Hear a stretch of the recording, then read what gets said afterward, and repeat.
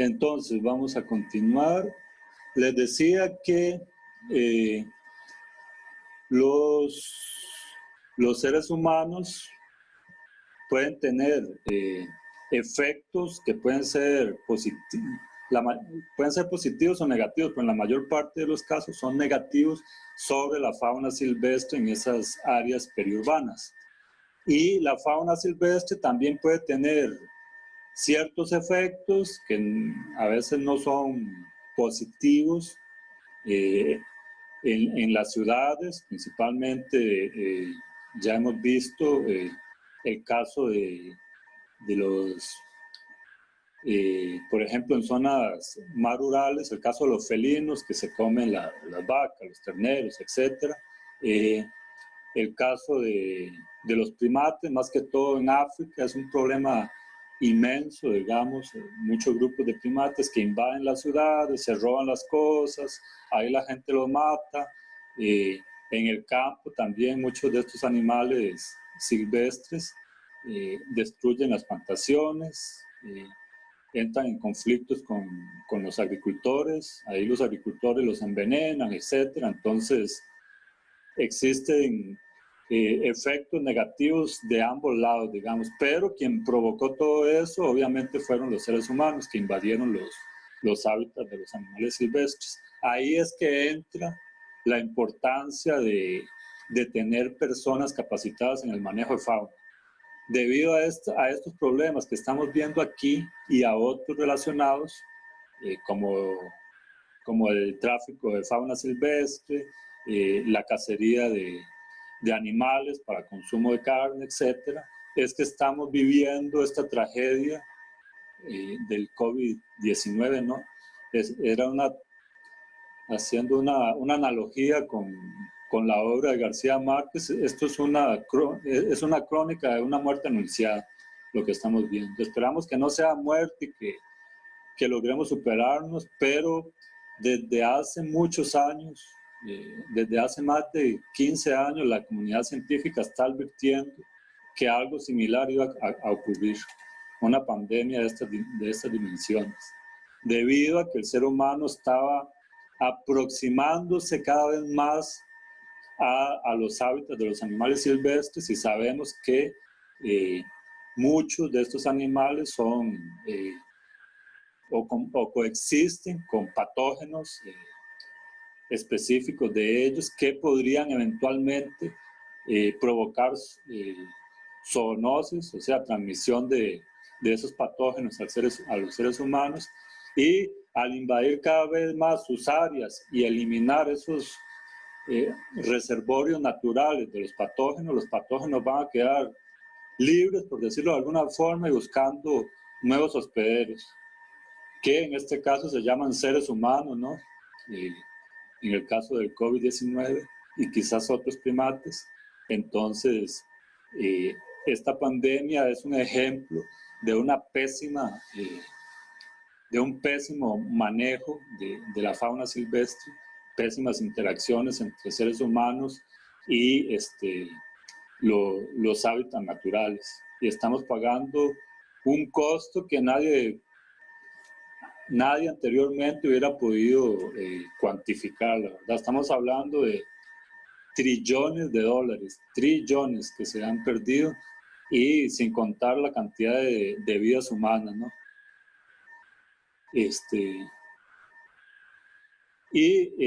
También, aparte del efecto positivos y negativos en la fauna silvestre y las interacciones con los seres humanos, también tenemos un impacto obviamente sobre los hábitats. El ser humano destruyendo los hábitats naturales o aprovechándolos, extrayendo madera, extrayendo agua, extrayendo incluso robando especies, ¿no? de flora y fauna para vender o para comercializar. Y también los hábitats en esas áreas periurbanas influencian la vida en las grandes ciudades o en los pueblos, porque gracias a eso, a esos hábitats, las personas obtienen el agua, obtienen aire fresco, obtienen un clima con temperatura más agradable, por ejemplo, tienen áreas para recreación, etcétera. Entonces, esa interacción es innegable. Y también hay una interacción recíproca entre la fauna silvestre y sus hábitats y los hábitats y la fauna silvestre. O sea, lo que le pase a la fauna silvestre va a afectar el funcionamiento de los hábitats y viceversa. Eso es básicamente lo que quiere decir esta flechita de acá. Cuando surgen conflictos en las áreas periurbanas es cuando hay un desequilibrio en esta flechita que estamos viendo aquí. Ya sea que los impactos humanos sobre la fauna silvestre o sobre los hábitats no han sido debidamente controlados, como estamos viendo en esta pandemia. El control ha sido cero, nulo, ínfimo, y ahí lo que puede venir es casi que un apocalipsis, ¿no? Estas flechitas indican o señalan la urgente necesidad o la preponderancia de los esfuerzos de conservación colectivos, tanto del sector académico, el sector de la sociedad civil, los gobiernos, la necesidad de mitigar los impactos antropogénicos, tanto en la fauna silvestre como en sus hábitats. Ese es un esquema así bien simplista, ¿sabe? Pero que incluye la mayor parte de componentes del manejo de fauna silvestre en estas áreas. Y eso puede hacer la diferencia entre un escenario de coexistencia positivo entre la fauna silvestre y los seres humanos, o un escenario de coexistencia muy negativo. Y lo que queremos, o la misión, digamos, por decirlo de alguna forma, del manejador de fauna silvestre es desarrollar las estrategias más apropiadas para mitigar, minimizar o prevenir estos impactos y estos otros aquí, que no es nada fácil, es muy complicado. Y en muchas ocasiones, como lo vamos a ver más adelante en el curso, es prácticamente imposible, como en el caso de las especies invasoras, ¿saben? Entonces, es algo así muy, muy desafiante para nosotros como biólogos, como manejadores ambientales, etcétera, proponer, diseñar esas estrategias que permitan controlar estos impactos. ¿Alguna pregunta hasta ahí? Jóvenes proactivos. Todo muy claro. Perfecto. Qué bueno, porque después me explica que yo no entendí ni lo que dije. Bueno, entonces, ¿qué hora tenemos? Solo vamos a hablar más unos 15 minutos y ahí los libero para que no quede tan pesado. Un concepto básico que vamos a hablar es la urbanización y sus impactos. Que ustedes ya deben dominar esto, me imagino, pero ahora lo vamos a hablar un poquito más a fondo. ¿Qué es exactamente la urbanización y por qué eso es importante en el curso? Bueno, pues porque debido a este proceso y los impactos y otros impactos asociados a la urbanización, como la fragmentación, el cambio de uso del suelo, debido a eso es que surgen los conflictos entre la fauna silvestre y los seres humanos, y de ahí surge la necesidad también de tener personas, profesionales capacitados para lidiar con esos problemas, para solucionarlos hasta donde sea posible. Y entonces hay que entender bien a qué se debe ese fenómeno y cuál es su dinámica. Entonces, bueno, la ONU a cada 2, 3 años realiza informes detallados, digamos, de la urbanización a nivel mundial y sobre los cambios en el uso de suelo. De hecho, es una buena fuente de información que ustedes deberían tomar en cuenta para las presentaciones o incluso para los proyectos. Ahí pueden obtener informaciones, digamos, en números, incluso pueden bajarlo, las bases de datos en Excel, sobre el crecimiento poblacional de cualquier país del mundo, sobre el crecimiento urbano, etcétera, y asociar eso con el deterioro ambiental y pérdida de especies, etcétera. Entonces, bueno, hay muchas definiciones de urbanización, pero bueno, como la ONU lo define, es un complejo un proceso socioeconómico complejo donde el ambiente es transformado, pasando de ser rural, pasando de la ruralidad a los asentamientos urbanos.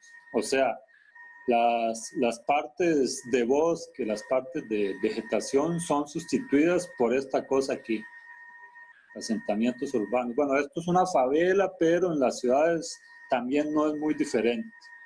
Y obviamente, ¿qué va a pasar con la fauna que estaba en los alrededores, de la cual robamos sus hábitats naturales, porque ellos no tienen escrituras, ni pueden hablar, ni pueden defenderse? Entonces esa fauna que quedó, que logró sobrevivir y que queda ahí en esas áreas que llamamos periurbanas, en estas regiones aquí, se van a ver obligados en muchos casos a entrar en las ciudades a buscar comida o agua o otros recursos, y muchas veces eso genera interacciones muy negativas.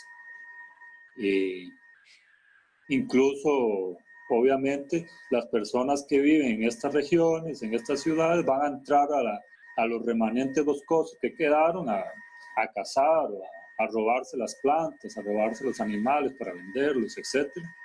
Entonces, por eso el foco tan grande que hace este curso en estos procesos de transformación de uso de suelo y particularmente la urbanización, porque eso es, digamos, el detonante de los conflictos entre la fauna silvestre y los seres humanos. Entonces, ¿cuáles son? Voy a mover esta barrita.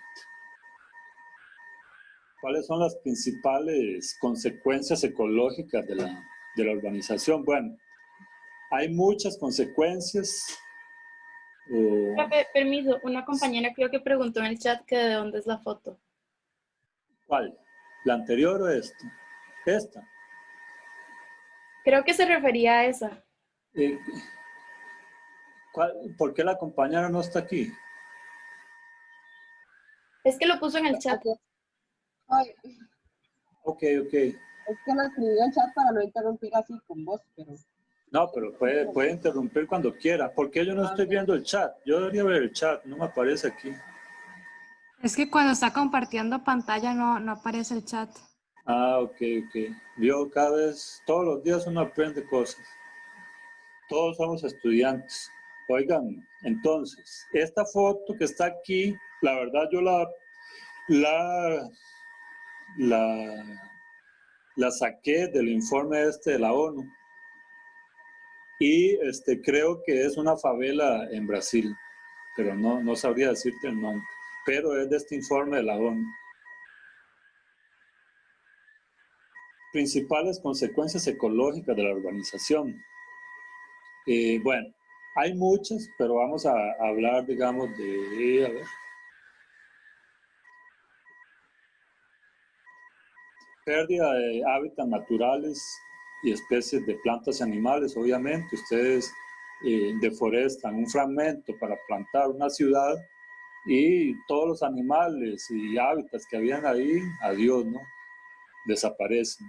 Y los animales que vivían ahí, los que lograron escapar, se van a refugiar en algunos parchecitos que quedaron, los más afortunados, ¿no? Fragmentación y deterioro de los hábitats remanentes, obviamente. Entonces, no solo se van a perder hábitats, sino que los pocos hábitats que lograron quedar en pie van a ser inevitablemente transformados, porque las comunidades humanas, las poblaciones van a comenzar a extraer cosas de esos fragmentos, madera, agua, animales, etc. Entonces va a haber una transformación de esos hábitats, transformación negativa, deterioro.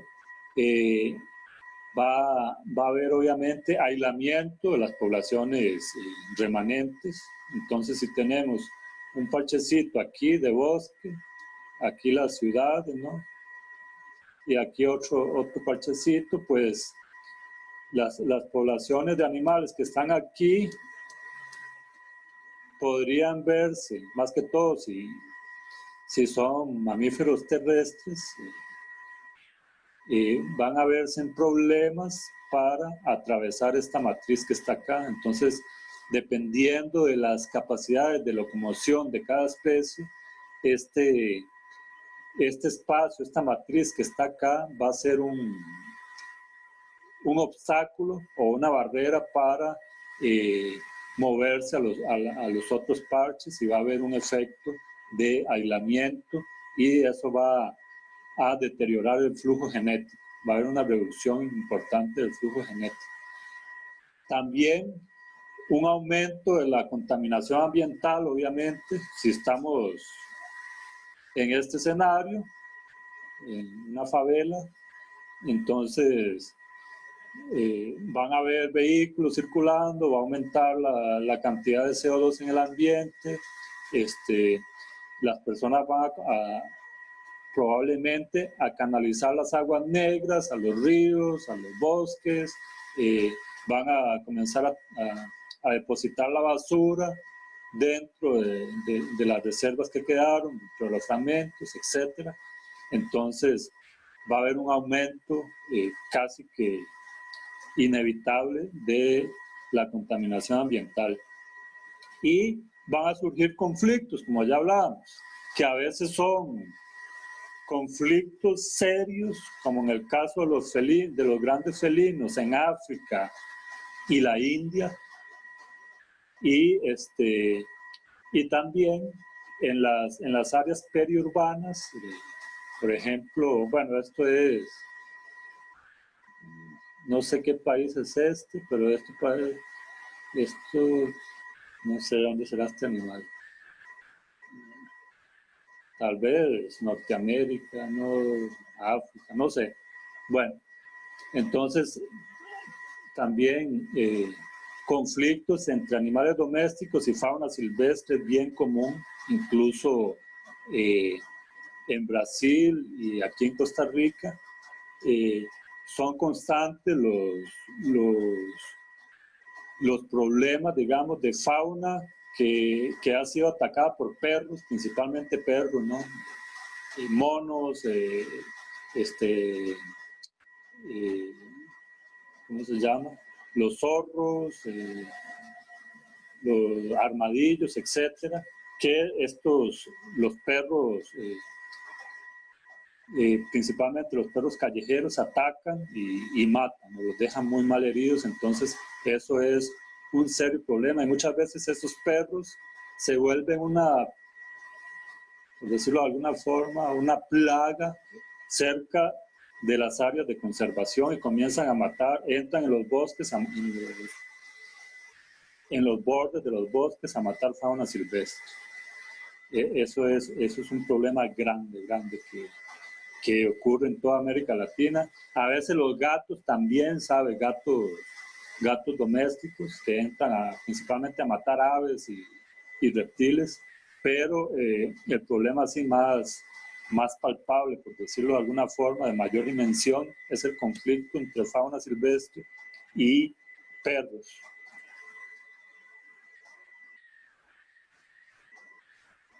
Y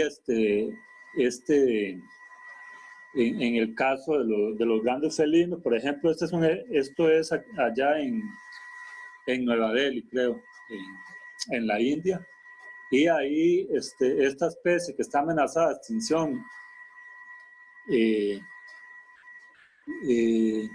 es constantemente eliminada o matada por las poblaciones humanas porque se meten en las propiedades a robar, a comer ganado o incluso matan seres humanos, ¿no?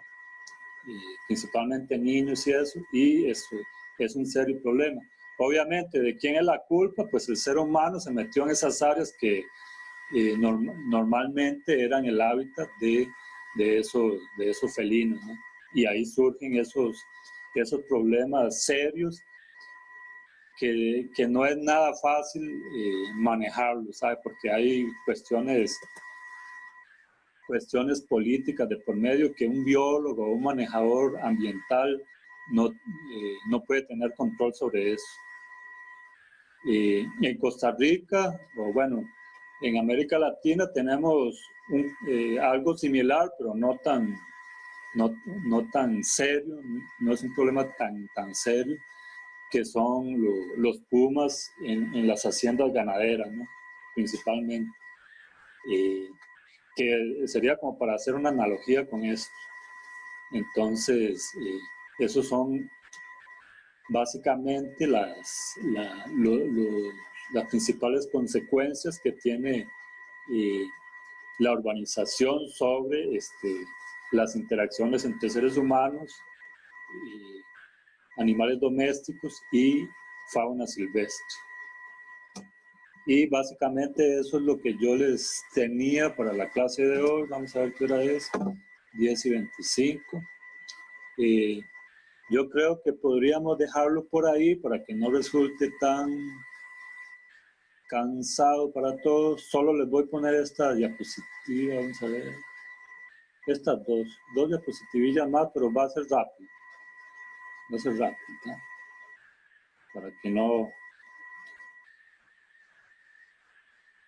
se desesperen. Bueno, tendencias de crecimiento de la población mundial. Entonces, vean ustedes, muchachos. Voy a mover esta barra un momento.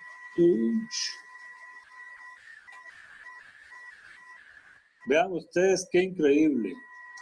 En poco más de 2 siglos, la población mundial pasó de ser menos de 1 billón de habitantes para actualmente 8 billones de habitantes. O sea, es un crecimiento casi como exponencial, ¿sabe? Parece que estamos viendo una colonia de bacterias. Aquí obviamente los intervalos de tiempo son mayores, pero la tendencia mundial es esa, y vean que ya para 2100 van a haber 15.6 billones de habitantes. O sea, si la cosa ya está horrible aquí con 7.8 billones de habitantes, ahora imagínense si esa población se duplica. O sea, yo y creo que la mayoría de ustedes no vamos a estar vivos para esta fecha, pero va a ser algo catastrófico, no quiero ni imaginar. Y la tendencia es esa. Entonces, cada vez más seres humanos en el mundo, principalmente en los países llamados en vías de desarrollo, y mayor demanda de recursos, mayor necesidad del ser humano de invadir las pocas áreas naturales que quedan, y el surgimiento de nuevas pandemias y nuevas tragedias relacionadas a esa degradación ambiental creciente. No quiero ser negativo, pero si vemos este tipo de gráfico parece inevitable, ¿no? Vean aquí la tendencia mundial en cuanto al crecimiento de la población urbana y la rural. Entonces, esto es a nivel mundial, ¿no? Entonces, vemos que desde 1950 en adelante, la tendencia ha sido a crecer. La población urbana cada vez mayor, cada vez más ciudades, lo cual significa cada vez menos hábitat para los animales silvestres, lo cual significa más conflictos entre seres humanos y fauna silvestre, mayor probabilidad de que surjan nuevas epidemias, nuevos problemas relacionados con esa interacción mucho más próxima, mucho más invasiva del ser humano con la naturaleza. Y eso no hace más que crecer. Vean que para parar esta línea aquí hay que ser mago, ¿no? Está muy difícil de que se pare el paso del crecimiento urbano. Y las áreas rurales, pues hasta 1990 también las poblaciones urbanas hasta cierto punto crecían, pero a partir de 2010 pues se da una tendencia que va a que se estabilizó y va decreciendo más bien, y la población urbana sigue su crecimiento casi exponencial. ¿Qué es lo que vemos acá? Bueno, vean, aquí está el dato. Para 1950 no había ni 1 billón de personas, y ya en las ciudades, y actualmente hay 4.2 billones de personas que, digamos, habitan regiones urbanizadas. Es un crecimiento exacerbado que obviamente va a reducir la disponibilidad de hábitat para la fauna silvestre y va a ocasionar muchos problemas en nuestra convivencia con el entorno natural. Vamos a mover esta barra de nuevo. Estos son solo algunos ejemplos, digamos, para América Latina, crecimiento de población urbana, rural. Entonces vean que en América Latina, en Norteamérica, en Europa, se ha dado un crecimiento grande, exponencial de la población urbana. Es un poco menor para Europa, pero vean, en América Latina 80, en Norteamérica 82. Entonces, nuestras poblaciones en estas regiones son básicamente urbanas. Y la fauna está inevitablemente, va a tener inevitablemente que interactuar con personas, con ciudades, con personas, y de ahí la necesidad de tener profesionales capacitados que sepan lidiar con esos problemas. Hay otros continentes, digamos, como África y Asia, donde esos porcentajes de urbanización son menores, ¿no? Debido a que son áreas mucho menos, por decirlo de alguna forma, desarrolladas. Y vean que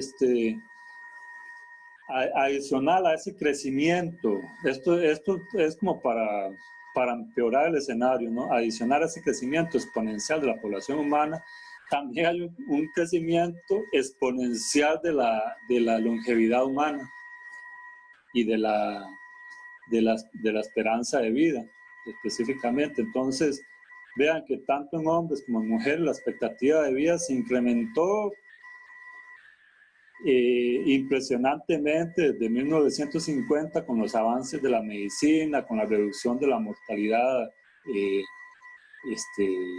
infantil, etcétera. Y cada vez vivimos más, entonces vamos a tener más tiempo de reproducirnos, las personas van a dejar más descendientes, etcétera. Y eso va a ser responsable del crecimiento exponencial de la población que ya vimos. Obviamente, como en la gran mayoría de especies animales, las mujeres viven más que los hombres. Pero eso ya es otro tema.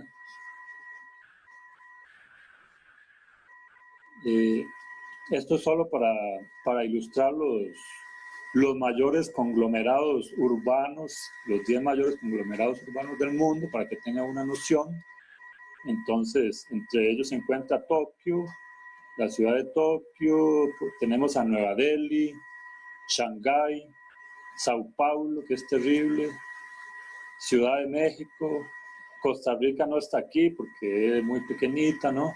Pero es para que ustedes vean, tengan una mejor idea de dónde se concentra, cuáles ciudades concentran el mayor crecimiento urbano del mundo. Y obviamente en ciudades como Nueva Delhi, por eso existen tantísimos problemas con conflictos entre fauna silvestre y seres humanos. En Brasil también es terrible, en México. Tokio es un poco diferente porque es un país muy desarrollado, Japón, y ellos han implementado ciertas estrategias ahí relativamente eficientes para controlar de alguna forma los conflictos que surgen principalmente con primates y fauna silvestre. Tal vez más adelante en el curso lo tocamos. Solo quiero llegar a Costa Rica. Bueno, eso es lo mismo, ¿no? Ahí es un mapa donde podemos ver la distribución de los grandes núcleos rurales del mundo, urbanos del mundo. Cómo se distribuyen. Los círculos rojos más grandes son las ciudades que tienen 10 millones de habitantes o más, y los más pequeñitos tienen menos habitantes. Eso es en la India, es un ejemplo para la India. Bueno, esto para Costa Rica. Aquí sí voy a terminar, les prometo. Solo quería terminar esto, la urbanización. Entonces, vean, este grafiquito es lo que yo les decía. Ahí en la base de datos que tiene la FAO o la ONU, ustedes pueden bajar los datos en la planilla en formato Excel y manipularlos y hacer los análisis que crean pertinentes. Yo lo hice bajando los datos de la ONU, y ahí hice estas gráficas para Costa Rica. Entonces vean que la misma tendencia, ¿no? A partir de 1950, estamos acá hasta llegar a 2020 con más de 5 millones de habitantes. Creo que somos 5.200.000, 300.000 por ahí.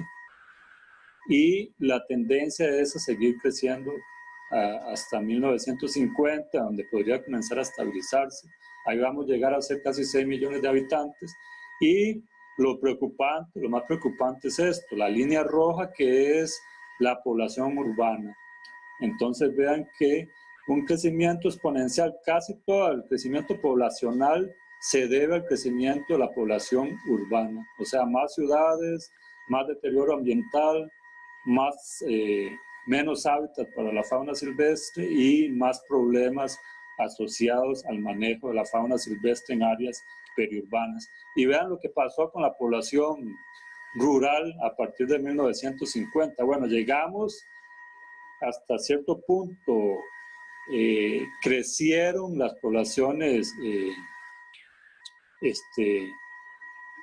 rurales debido al auge, digamos, que tuvo el café, la industria bananera y otros tipos de agricultura de exportación, pero ya a partir de 1990 la cosa como que se estabilizó, llegó a 2000 y de ahí la población rural no hizo más que bajar porque ya el campo no era rentable, por decirlo de alguna forma, y las personas migraron a las grandes ciudades en busca de nuevas oportunidades de trabajo, nuevas oportunidades de negocios, etcétera, y de ahí ese crecimiento exponencial de la población urbana hasta el año 2020. Entonces, eso era básicamente lo que teníamos que hablar para hoy, y la próxima clase, pues, continuaremos con los temas que quedaron pendientes y esperemos que ahí sí,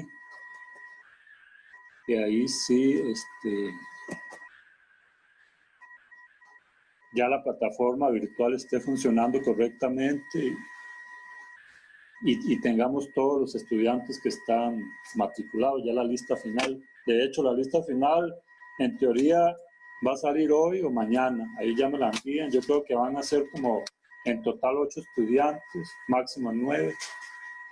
Y ahí los incorporamos al grupo.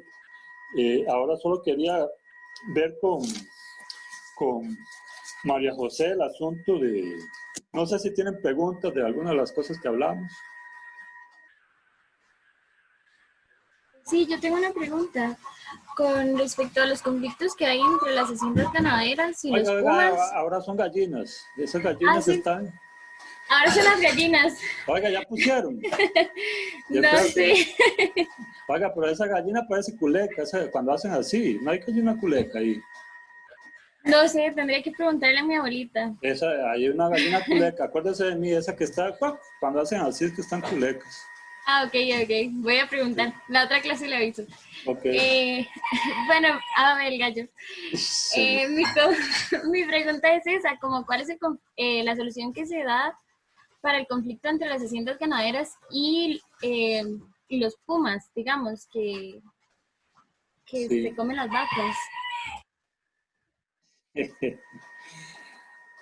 Kaylin, esa pregunta es muy buena, pero te me estás adelantando a varias lecciones, ¿sabes? Pero así, para no dejarte en el vacío, una de las principales estrategias que ha sido más o menos efectiva ha sido la reubicación de esos animales. Reubicación, captura, reubicación, pero muchas veces regresan, muchas veces lo que se ha optado por hacer con esos animales errantes, muchos de esos pumas, por ejemplo, están condenados el resto de sus vidas a robar ganado, a cazar ganado, porque ya fueron en cierta forma lesionados o ya habían recibido algún tiro de algún propietario o algo así, entonces quedan como lisiados y son incapaces de cazar presas silvestres, o lo que es más común, ya no hay presas silvestres. En los remanentes boscosos, los corredores que ellos usan, ya no hay chanchos de monte, ya no hay tepescuintle, porque el hombre ya se los comió todo. El ser humano se los comió, y ¿qué van a hacer los bichos? De ahí, donde termina el bosque, en la frontera entre el bosque y el área rural, hay un pastizal, ahí hay unas vaquitas, de ahí, si yo no como me muero de hambre, ¿no? Y entonces, ¿qué les queda a esos animales? Y el manejo es complicado, o sea, yo no te puedo decir una fórmula mágica que va a solucionar el problema, pero una combinación de estrategias que se han usado es reubicación de esos animales lejos, a reservas más grandes, ¿sabes? En algunos casos no funcionan porque la capacidad de navegación que tienen los grandes felinos, por ejemplo, ellos tienen un GPS mental. ¿sabe? Entonces es impresionante la capacidad que tienen ellos para regresar a su hábitat o al área que tenían originalmente, ¿sabe? El área de vida que usaban originalmente. Entonces muchas veces regresan y esos individuos habría que recapturarlos y enviarlos a un centro de rescate, una cuestión así, porque esos no son aptos para reubicación. En otros casos, lo que se ha hecho en Costa Rica y otros países de América Latina es lo que llamamos compensación por daños, pero ahí ya el gobierno necesita tener recursos, entonces anualmente se les paga un dinero a los ganaderos, los agricultores, ganaderos, gente que se dedica a la agropecuaria. Una compensación económica se les paga por cada animal muerto, que ellos puedan comprobar que fue un felino. El problema es, como en el caso de los pagos de servicios ambientales, hay años que hay recursos para hacer esas compensaciones y otros años que no. Entonces, es una combinación de estrategias. Ninguna es efectiva 100%, pero combinadas o mezcladas, como que funcionan relativamente más o menos. Relativamente bien. No digo bien porque no funcionan bien, pero es mejor tener esa combinación de estrategias que no tener nada. No hay una solución mágica, es un problema muy grande, muy complejo y muy difícil de controlar o mitigar para cualquier manejador. Es muy desafiante, pero eso lo hace más emocionante, por decirlo de alguna forma. Si fuera fácil, pues cualquiera lo haría. Por eso es necesario personas capacitadas que tengan un conocimiento profundo de cómo lidiar con esos problemitas, problemitas, no problemones. ¿Ok? ¿Alguien más? Así es. ¿Alguna pregunta? Profe, usted mencionó que... Un toquecito, John. Recuerden que profe desapareció, ya no hay profes. Ahora solo hay Oscar, claro. Solo hay John, Kaylin, Andrea. La costumbre. Sí. Te decía, usted mencionó que en una ciudad como Tokio no hay un gran número de problemas con fauna silvestre debido a algunas técnicas que ellos utilizaron. ¿Esas técnicas las vamos a ver durante el curso? O claro, era para preguntarte si me las puedes mencionar o algo así. Las vamos a ver, sí, que no es nada del otro mundo tampoco, ¿sabes? Pero allá es más fácil porque hay una cosa que se llama, voy a anotarlo aquí, es que una cosa que se llama money, dinero, metal. Entonces, con muchos millones de dólares, ellos hacen lo que les da la gana, ¿no? Pueden hacer de todo, tener las estrategias, cualquier cosa que usted lo piense, estrategia que piense que puede ayudar a mitigar esos problemas, pues ellos tienen este señor aquí que se llama dólar para hacerlas viables. Pero es una realidad muy distante de la nuestra, del resto de países de América Latina, Asia, India. Entonces, tal vez ahí radica la gran diferencia entre Japón y muchos otros países del mundo en cuanto al manejo de conflictos con la fauna silvestre. El señor Billete. ¿Alguien más?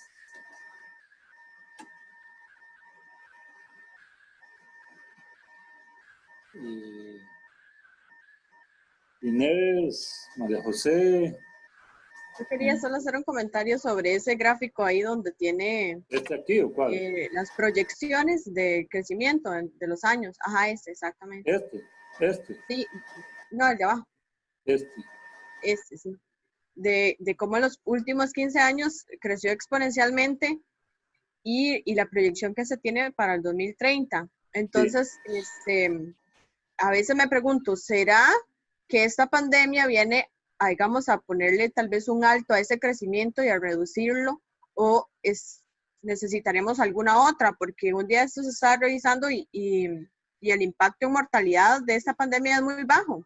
y también se está controlando. Entonces, no sé si ocuparemos alguna otra o qué será lo que va a hacer el mismo planeta para autorregular eso. Ay, esa pregunta, digo, si tuviera la respuesta a esa pregunta, pues sería muy feliz. Pero siendo realista y viendo las cosas a cómo van, yo creo que vos tenés razón, que serán necesarias más pandemias, más tragedias para hacer el ser humano entrar en razón y entender por fin que su sobrevivencia misma depende directamente de la conservación. Infelizmente todavía hay gobiernos, muchos gobiernos, que a pesar del caos económico y social que se ha derivado de esta crisis, todavía siguen pensando que la naturaleza es un recurso que está a su disposición para hacer lo que se les da la gana. Todavía no han entendido que la conservación no se trata de una cosilla, por decirlo de alguna forma, de biólogos, de conservacionistas, sino que es un asunto de sobrevivencia misma, de la especie humana misma, ¿sabes? Entonces, para llegar a cambiar esa mentalidad, yo creo que infelizmente estamos un poco lejos. Tal vez algunos países sí lo hayan entendido mejor, pero las grandes potencias no parece que lo hayan entendido. Yo creo que para el futuro me parece que es bien probable que surjan otras catástrofes ambientales, si no ocurre algo mágico, la verdad, porque conforme podemos ver en las noticias y las manifestaciones de los diferentes gobiernos, yo no veo un compromiso real de la comunidad mundial por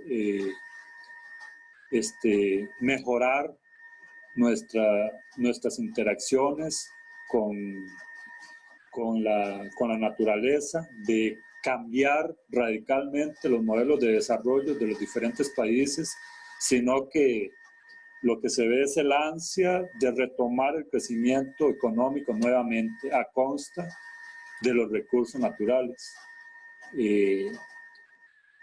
Me gustaría soñar que yo no tengo razón y que a partir de 2021 la convivencia entre seres humanos y naturaleza va a ser mucho más armoniosa, pero el ser racional que hay dentro de nosotros me dice que eso no va a ser así. Queda el beneficio de la duda para ciertos países que tal vez a partir de ahora sí tengan un compromiso más profundo, más verdadero con la conservación, pero como les mencioné, las grandes potencias no parecen estar dispuestas a ceder en su afán egoísta, por decirlo de alguna forma, de dominar el mundo, ¿no? Ya ven la competencia loca esa que tienen los Estados Unidos con los chinos. Eso no parece que va a cambiar mucha cosa, y esa competencia capitalista está íntimamente ligada a la destrucción ambiental. Entonces, mi respuesta no parece muy positiva, pero ojalá me equivoque.